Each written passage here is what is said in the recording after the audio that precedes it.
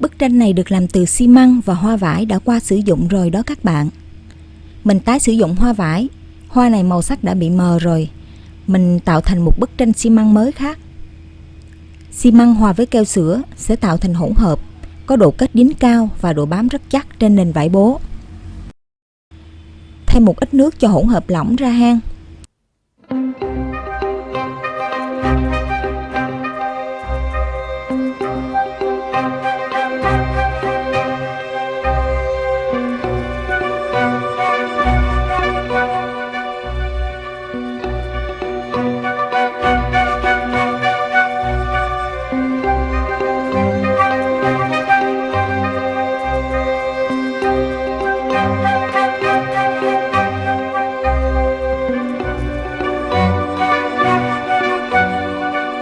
Mình dùng hoa vải nhúng vào và sau đó lấy ra để khô.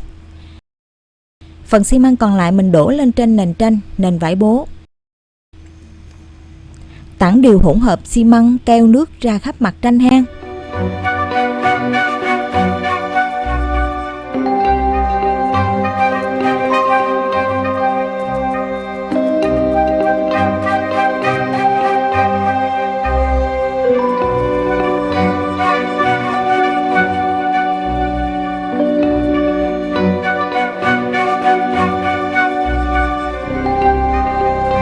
Đợi lớp nền khô ráo, mình dùng miếng giấy cắt tông làm khuôn để tạo viền cho bức tranh.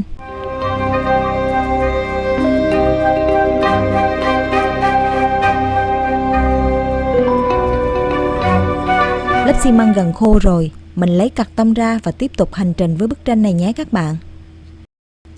Dùng màu acrylic nhấn ngay đường viền của bức tranh cho bức tranh có độ sâu.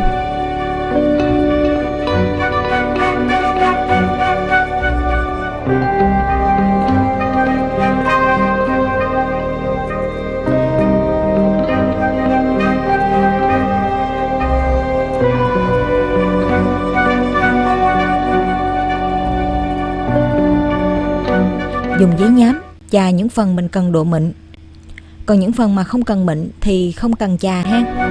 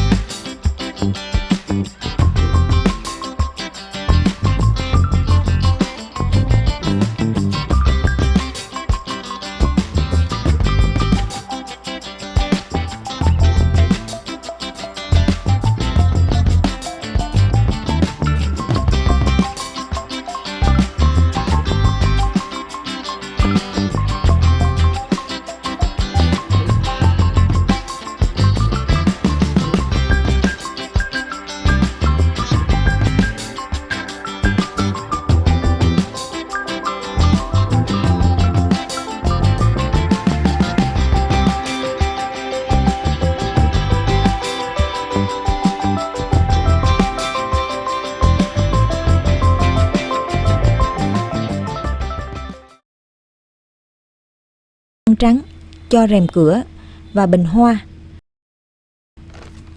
Bạn có thể dùng xi măng đen cũng được và sau đó thì tô màu trắng lên.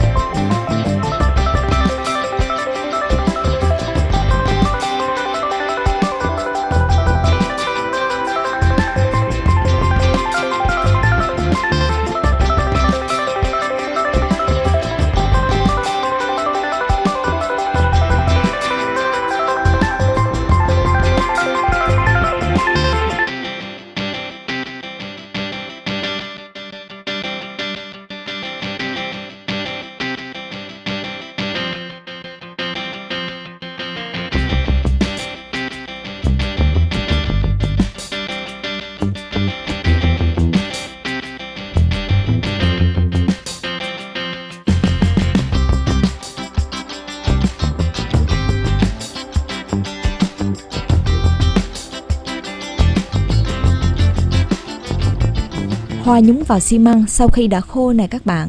Mình đính vào tranh nhé. Dùng súng bắn keo và nến để đính hoa và tranh lại với nhau.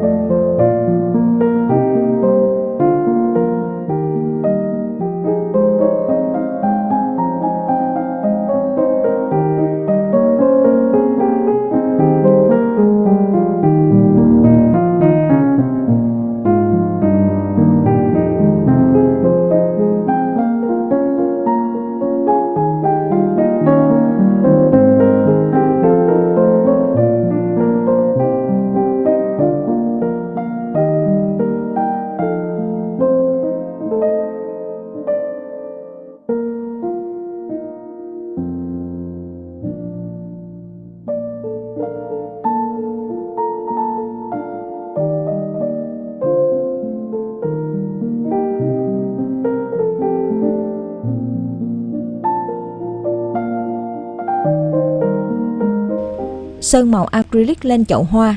Chi tiết chính của bức tranh là đây các bạn. Còn các phần khác trong bức tranh mình vẫn muốn để lại màu của xi măng ha.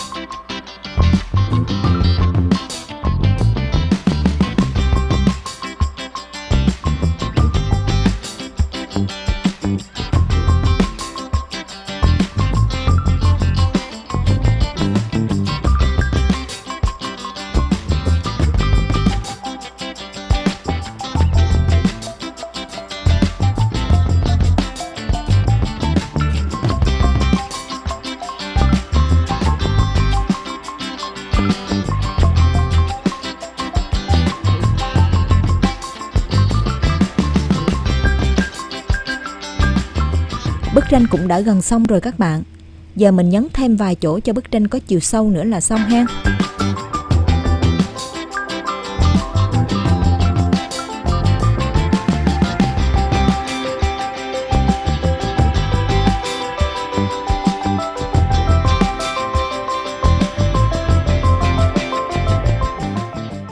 Ok các bạn, bức tranh đã xong rồi. Chúc các bạn có một ngày tràn đầy năng lượng và hạnh phúc nhé. Nếu thấy video hữu ích, hãy nhấn đăng ký kênh để không bỏ lỡ những video tiếp theo từ Artie nhé. Bye bye!